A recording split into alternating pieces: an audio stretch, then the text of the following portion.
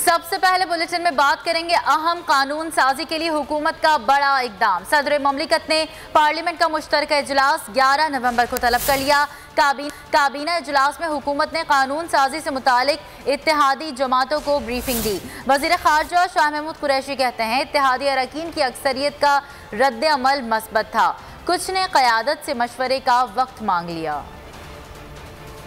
अहम मामलात पर कानून साजी। पार्लियामेंट का मुश्तरका इजलास जुमेरात की सुबह 11 बजे तलब। अहम इजलास में आला सिविल और अस्करी क़यादत शिरकत करेगी। वफाकी काबीना इजलास में मुशीर पार्लिमानी उमूर बाबर ऐवान ने मुश्तरका इजलास में मुमकिन कानून साजी पर ब्रीफिंग दी। बाबर ऐवान का कहना था कि मुश्तरका इजलास में तारीखी कानून साजी के लिए जा रहे हैं। इंतखाबी और कानूनी इस्लाहात, इलेक्ट्रॉनिक वोटिंग, भारतीय जासूस, कुलभूषण केस से मुताल्लिक़ कानून साजी होगी। वज़ीर ख़ारजा शाह महमूद कुरैशी का कहना था कि अपने इत्तेहादियों को ब्रीफिंग दी ताकि उन्हें मुकम्मल एतमाद हासिल हो। हमने आज अपने जो एलाइज हैं उनको ब्रीफ किया और उनके सामने डेमोन्स्ट्रेशन भी रखी ताकि उनका जो एतमाद है उन्हें मुकम्मल एतमाद होना चाहिए कि जो किया जा रहा है उसका मकसद क्या है। हुकूमत इससे पहले अपोजिशन को मुज़ाकरात की पेशकश करती रही, साथ खबरदार भी करती रही कि वो मुश्तरका इजलास में कानून साजी करवा लेगी।